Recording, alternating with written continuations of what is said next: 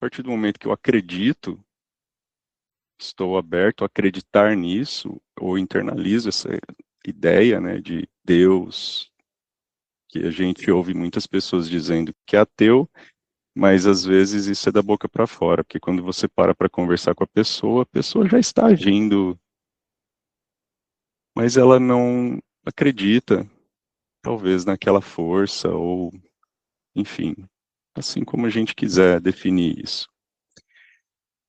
E fé é viver interiormente em harmonia com essa verdade.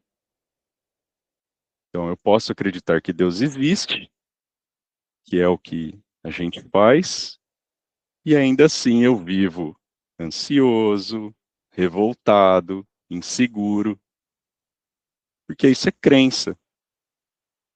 Eu creio, mas eu não tenho fé. Mas e a fé? Então, existe um teólogo, ele é teólogo, filósofo e educador, que devotou sua vida para estudar o Evangelho de Cristo, principalmente o Novo Testamento. O nome dele é Humberto Roden. Ele escreve um livro que chama A Mensagem Viva do Cristo. E lá ele faz reflexões profundas sobre a fé. Ele explica que a fé não é simplesmente acreditar que Deus pode fazer algo. É muito, e muito menos esperar que Deus mude o mundo exterior.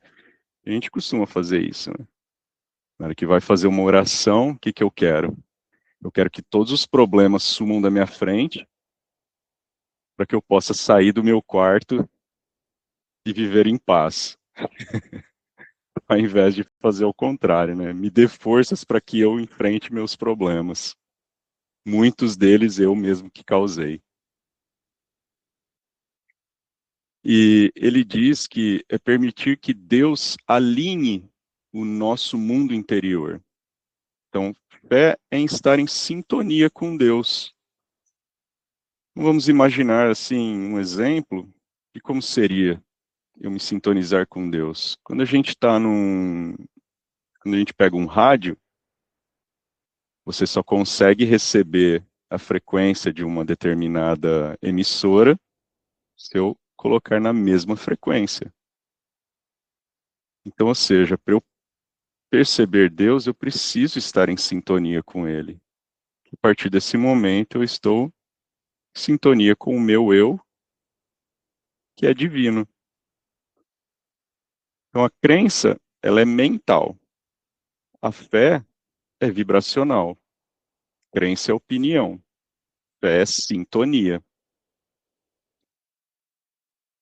Então, depois de dar uma esclarecida sobre isso, vamos pensar de fato sobre a fé.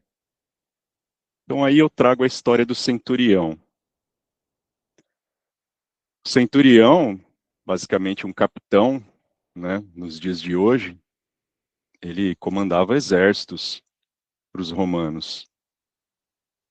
E o que que esse centurião tem? O centurião, ele chega para Jesus, quando Jesus vai de encontro com ele, porque antes ele manda, né, pessoas à frente, porque ele não se sentia à altura de falar diretamente com Jesus. Ele diz: Senhor, não sou digno de que entres em minha casa. Dize somente uma palavra e o meu servo ficará curado. O centurião, ele pede isso para Jesus porque ele tinha um servo que ele tinha muito apreço.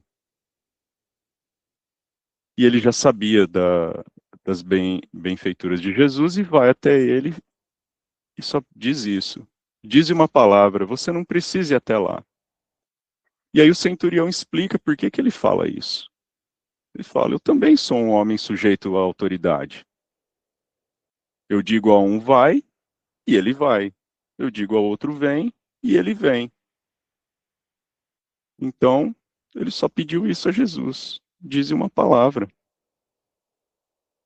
Ou seja, ele já tinha fé que só bastava uma palavra e esse servo seria curado. É nesse mesmo momento Jesus levanta para todos e diz: em verdade vos digo, que nem mesmo em Israel encontrei tamanha fé. E aí, somos homens de pouca fé? Então, Jesus não elogiou a crença do centurião, ele elogiou a fé. O centurião compreendia a autoridade espiritual que existia ali. Ele não pediu presença física, ele não pediu espetáculo, ele não pediu prova. Ele apenas disse: dize uma palavra. E o que acontece? Que quando ele chega em sua casa, o servo está curado. Então, segundo a interpretação de Roden, esse homem estava em sintonia. Ele já entendia a lei divina. Ele confia. Ele compreendia que Cristo não precisava estar fisicamente presente lá, porque a força espiritual atua pela harmonia das leis divinas.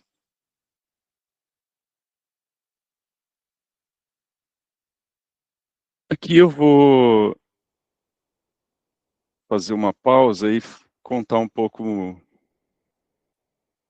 o momento em que eu descobri a fé. Eu sempre vivi no espiritismo. Meus pais aqui, eles sempre foram, meu pai sempre foi espírita, né? Espírita, meu avô, depois meu pai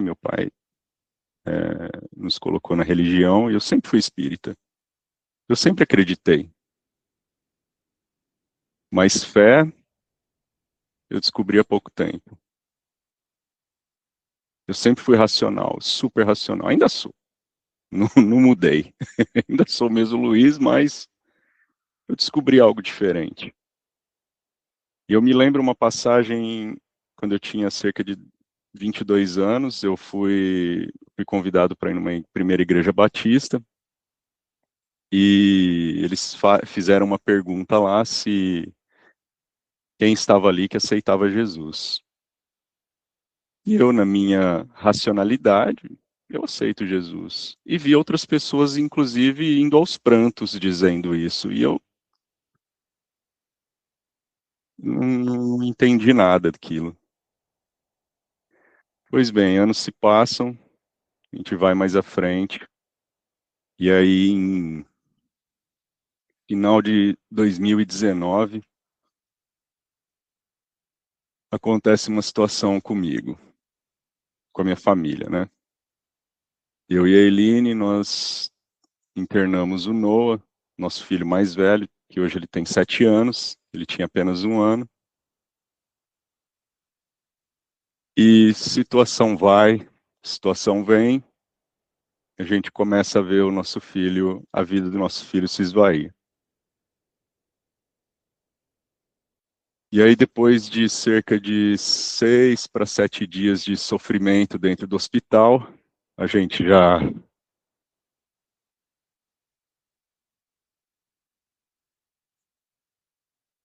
sem muito saber o que fazer.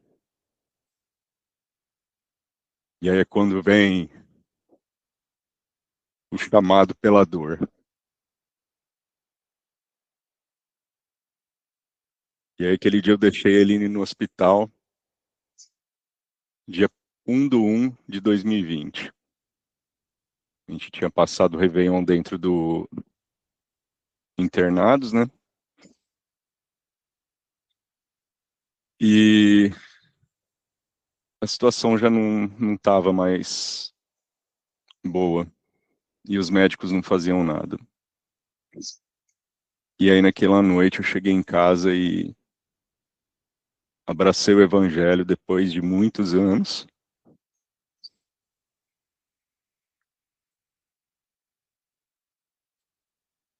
E pedi, assim como o centurião: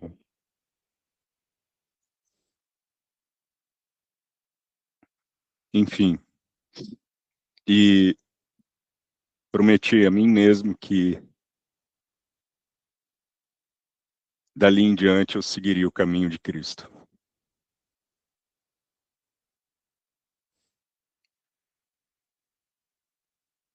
Enfim, no dia seguinte o Noah convulsiona e muita coisa acontece, mas no fim das contas tudo deu certo.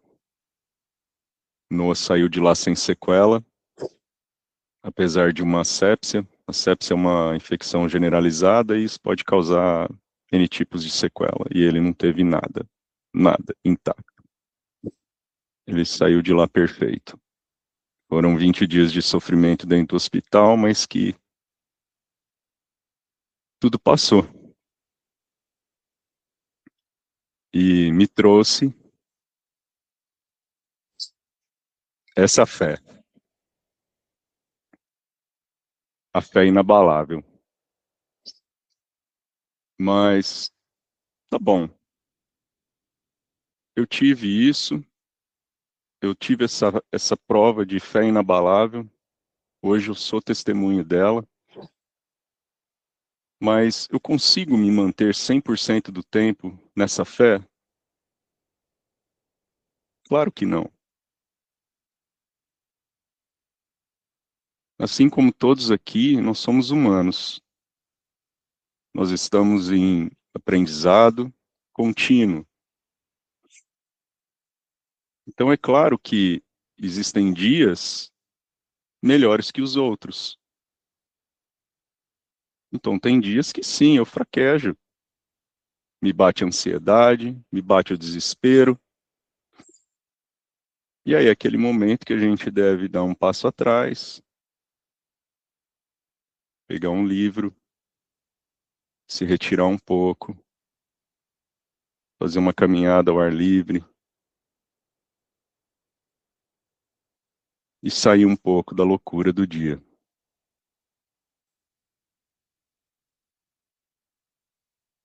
Então, antes de terminar, eu gostaria de ler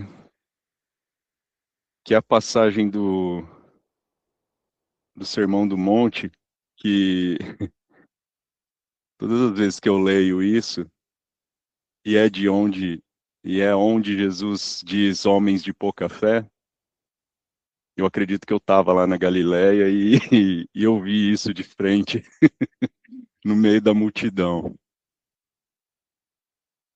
Então ali no em Mateus, no capítulo 6, Jesus começa: "Portanto eu vos digo, não se preocupem com a vossa própria vida, quanto ao que comer ou beber, nem com o vosso próprio corpo, quanto ao que vestir. A vida não é mais importante que a comida, e nem o corpo mais importante que a roupa? Observem as aves no céu. Não semeiam, não colhem, nem armazenam em celeiros. Contudo, o Pai Celestial as alimenta. Não têm vocês muito mais valor do que elas? Quem de vocês, por mais que se preocupe, pode acrescentar uma hora que seja a sua vida? Por que vocês se preocupam com a roupa? Veja como crescem os lírios do campo. Eles não trabalham nem tecem. Contudo, eu vos digo que nem Salomão, em todo o seu esplendor, vestiu-se como um deles. Se Deus veste assim uma erva do campo, que hoje existe e amanhã é lançada ao fogo, não vestirá muito mais a vocês, homens de pouca fé. Portanto, não se preocupem dizendo: o que vamos comer? Ou o que vamos beber? Ou o que vamos vestir? Pois os gentios é que correm atrás dessas coisas. mas o vosso Pai Celestial sabe que precisam delas. Busquem, pois, em primeiro lugar o reino de Deus e a sua justiça, e todas essas coisas vos serão acrescentadas. Portanto, não se preocupem com o amanhã, pois o amanhã trará as suas próprias preocupações. Basta cada dia o seu próprio mal. Então, Jesus ainda pode perguntar para a gente, homens de pouca fé? Mas ele não está chamando a gente de descrente. Porque se todos estamos aqui, inclusive numa reunião dessa, é porque a gente já acredita. Vamos ser sinceros. O acreditar, a gente acredita. Mas o que ele quer é que a gente saia dessa crença superficial e nos sintonize de fato com Deus, com o nosso eu divino. Então a lição que fica é que a gente possa, a cada dia, tentar ser um pouco como foi assim o centurião. E dizer com sinceridade, em todos os momentos, dize somente uma palavra. Que assim seja.